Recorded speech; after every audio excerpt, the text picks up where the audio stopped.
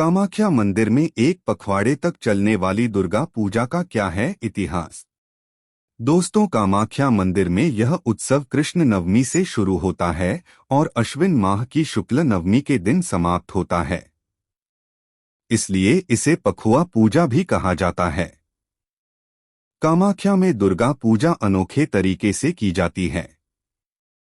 यहाँ देवता पीठ स्थान का अनुष्ठानिक स्नान किया जाता है। भैंस, बकरी, कबूतर, मछली की बलि दी जाती है। साथ ही साथ लौकी, कद्दू और गन्ने भी चढ़ाए जाते हैं। पूजा उत्सव में कुमारी पूजा के अनुष्ठान का बड़ा महत्व है। कामाख्या को विश्व का सर्वोच्च कुमारी तीर्थ भी माना जाता है। कुमारी पूजा में कुंवारी लड़की को सजाकर देवी कामाख्या के रूप में पूजा की जाती है। दुर्गा पूजा में कामाख्या की कुमारी पूजा। कामाख्या देवालय के धार्मिक और धर्मनिरपेक्ष प्रबंधन समिति के प्रमुख मोहित चंद्र शर्मा ने बीबीसी से कहा, हमारे यहाँ नवरात्रि से पूजा शुरू नहीं होती। यहाँ कृष्ण पक्ष की नवमी से ही दुर्गा पूजा प्रारंभ हो जाती है और शुक्ल नवमी अर्थात 15 दिनों तक चलती है। वो कहते हैं, नवरात्रि से हमारे यहाँ दुर्गा पूजा के साथ ही कुमारी पूजा शुरू होती है। नवरात्रि में बाहर से काफी लोग यहाँ चंडी पाठ करने आते हैं। लेकिन हमारे यहाँ दुर्गा पूजा शुरू होने के पहले दिन से ही चंडी पाठ शुरू हो जाता है। किंवदंती है कि कोलासुर ने एक बार स्वर्ग और पृथ्वी पर कब्जा कर लिया। देवता मदद के लिए महाकाली के पास गए। काली ने फिर से जन्म लेकर एक युवती के रूप में कोलासुर का वध किया। कुमारी पूजा के पीछे का दर्शन।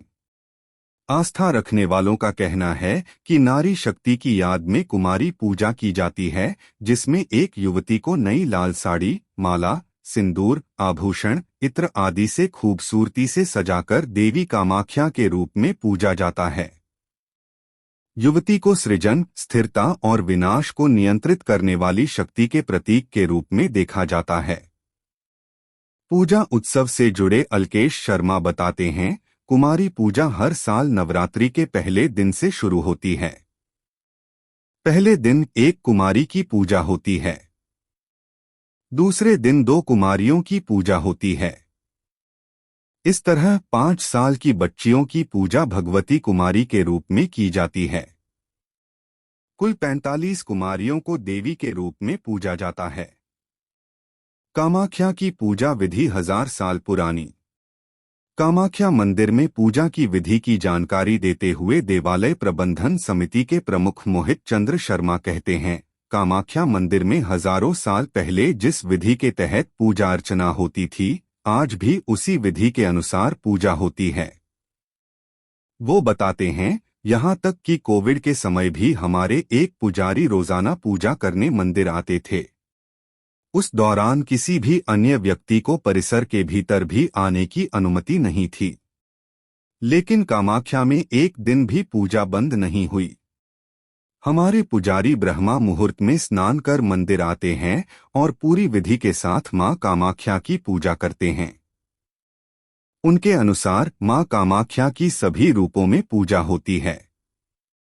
मां कामाख्या के बाद ही अब दुर्गा के रूप में पूजा हो रही है।